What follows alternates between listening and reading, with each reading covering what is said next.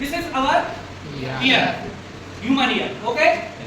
और human ear का काम होता है साउंड को ईयर सुनना फ्रीक्वेंसी के फॉर्म में। किस फॉर्म में? फ्रीक्वेंसी के फॉर्म में।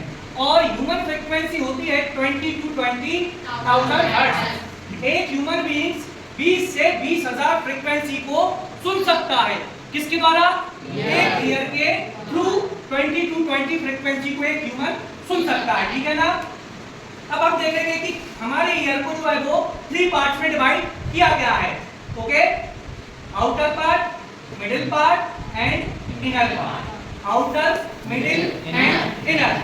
आउटर पार्ट का ये जो आपको स्ट्रक्चर दिख रहा है, ये जो हमें बॉडी के पास ये बाहर दिखता है, इसको हम बोलते हैं पिन्ना। बट आई से पिन्ना। पिन्ना क्या करता है? पिन्ना इन साउंड वेव्स को कलेक्ट करता है। क्या करता है? कलेक्ट। एक फनल लाइक स्ट्रक्चर होता है, फनल सुना? तो this is our funnel like structure which collect frequency, जो कि फ्रीक्वेंसी को कलेक्ट करता है और उस वेव्स को फिर कहां ट्रांसफर करता है? मिडिल ईयर में। तो यहां से ये फ्रीक्वेंसी आती है और यहां पर क्या होती है?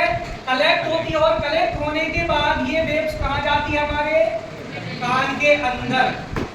कहां पर जाके टकराती है? ये ईयर ड्रम। Ear drum. तो यहां पर है हमारा ये ईयर ड्रम। क्या ये?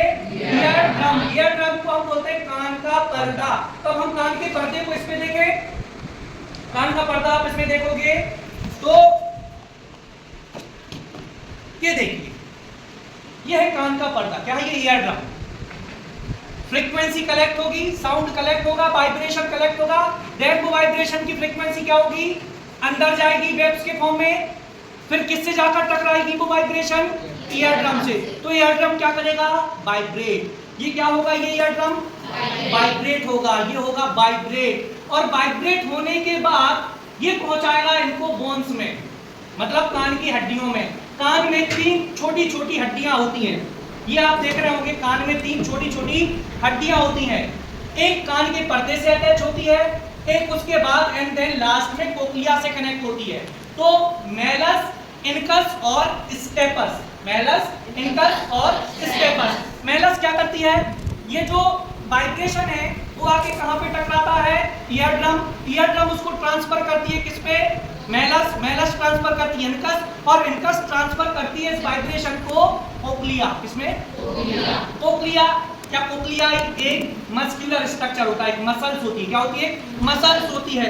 ये है वो मसल्स, देखिए ये है वो मसल्स। ये मसल्स से कनेक्ट होती हैं नर्व्स। क्या? नर्व्स। नर्व्स का काम क्या है? सेंस करना, पढ़ना, पहचानना। तो इस वाइब्रेशन को इस कोक्लिया में प्रेजेंट ऑप्टिकल नर्व्स के थ्रू क्या कर लिया जाता है?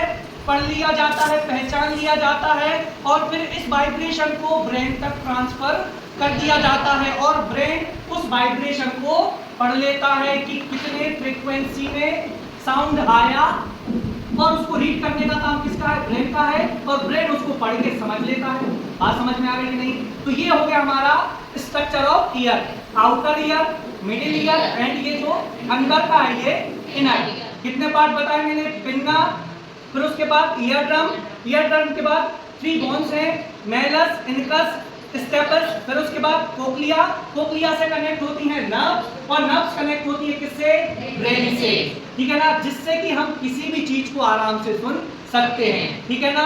अगर इसमें से अगर कोई भी एक चीज काम करना बंद कर दे तो हमें सुनाई नहीं देगा। अंडरस्टूड?